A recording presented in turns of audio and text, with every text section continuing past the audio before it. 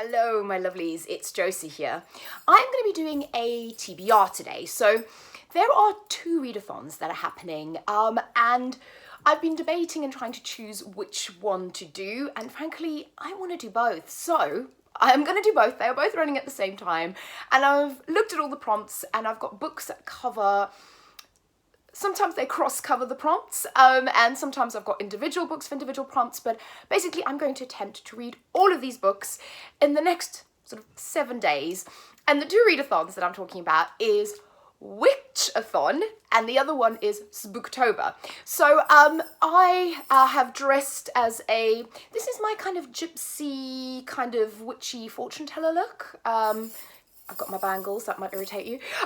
So see if you like it. But I thought that I would talk about the books that I'm planning to read for both of these readathons. So, Witchathon is from the 24th, so the 24th of November, so actually that is today that I'm filming this, running through to the 31st of October, and then Spooktober is from the 25th, so that would be tomorrow for me, through to the 31st of October. So like I said, they run concurrently, and I've kind of sort of similar books for each one. So the first one I'm going to do is Witchathon. So for Witchathon, I've actually started one of the books today because there's a lot of books and I need to get through them all. And I'll go through the prompts and I'll let you know which one. So for the first prompt, we've got Samhain is a time for honouring your ancestors. And so once again, pick a book that features your heritage. Now, I kind of quite struggled with this. So I've actually picked this book over here. So I do have some Eastern European heritage way back in my line. So I picked Fierce Like a Firestorm, and this is by Lana Popovich, and it's sort of set in kind of Eastern Europe, and it is actually the follow-up to, I can't remember the first book, but it is the second book in a series. I'll tell you when I do the wrap-up. So I've actually been dying to get to this, and this has just come out, so yes, I really like this, and I think it will really work for this prompt. So what this one is about. Also, I thought Witchathon, this is about witches. So it is about two sisters who are descendant of a long line of witches, and kind of magical mayhem ensues. I'm just going to do short synopses on these. So the second book is This Sabbath is time when the veil is thinnest. Pick a book that features communing with the dead, ghosts, or necromancy or mediumship. So actually, Feels Like a Firestorm does have kind of that element in it. But the book that I've picked for this is this one. It's Ninth House by Leigh Bardugo. So this book has just been hyped up so much that I had to get it. And as you can see, this is the one I've started already. I've started reading it, and I will give you my full thoughts on what I think of it later. Now, this book, I'm hoping for queer content. I don't know if it has any. I did hear some whispers that it did, but I'm not sure. This one definitely does. So one of the main characters is in a female-female relationship in this one. So the next one is, we're heading into the darkest part of the year. Pick a book that promises to be dark and twisted. So actually, Ninth House is proving to be pretty dark and twisted as well, so that would work. But the one that I'm picking here is The Deathless Girls. So this is by Kieran Millwood Hargrave. And this is a gorgeous cover and a gorgeous copy, and it's actually a signed copy, and so is Ninth House. It's the Waterstones exclusive. I'm a bit of a cover junkie.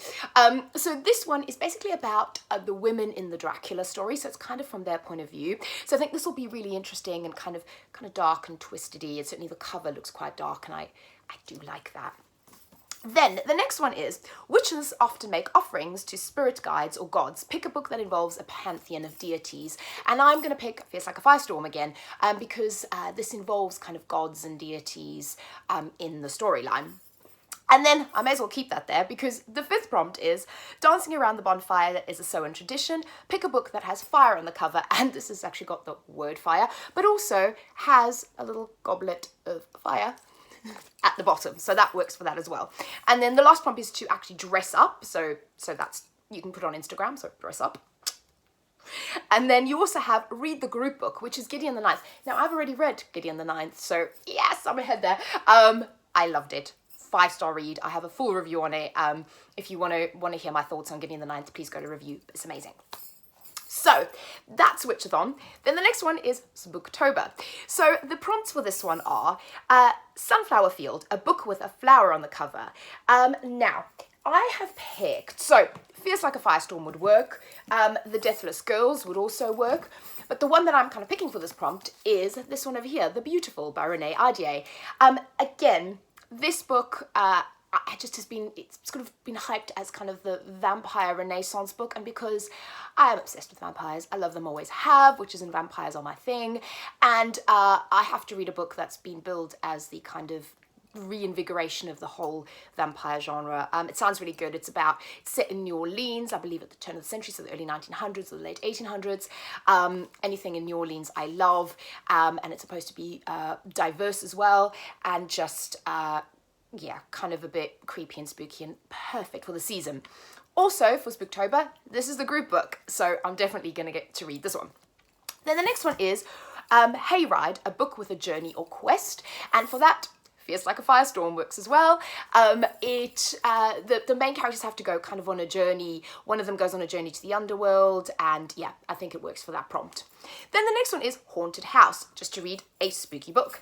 And pretty much any of these could work for it, but I think the one that I've got down here is The Deathless Girls as well, because this is just a book about the girls in the Dracula story, which is kind of spooky and death, and yeah, I just thought it worked for that prompt. Also, what could also work, and I'm fast finding that out, is that Ninth House is pretty damn spooky. There's a lot of like necromancy type things and blood and rituals and the dead, and I like it so far. Then you've got Apple Picking, a book someone picked for you.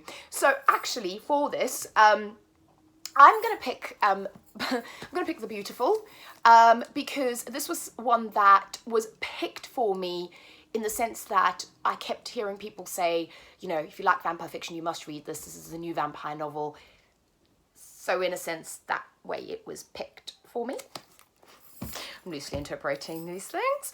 And then you've got Scarecrow, a book you've been scared to read.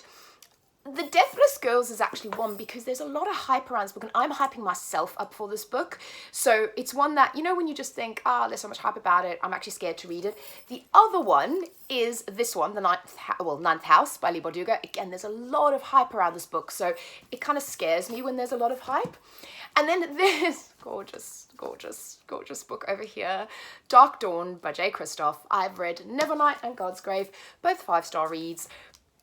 This one scares me because I'm hoping it is going to be a 5-star read, and I'm hoping that I will be satisfied with the conclusion of this trilogy. So that scares me. Then we've got Ferris Wheel. Pick a book from a unique perspective.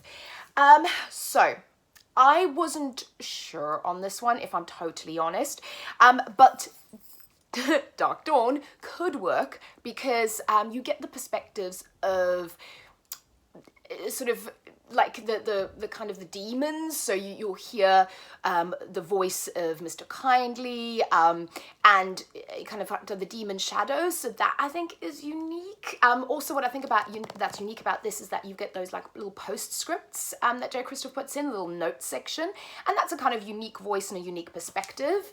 I don't know if any of the other books really kind of work as a unique perspective. Then the next one is Petting Zoo, a book with an animal in it, Dark Dawn, it's Mr. Kindly on the cover. Then Face Painting, a book that features transformation. So, The Beautiful could work because vampires.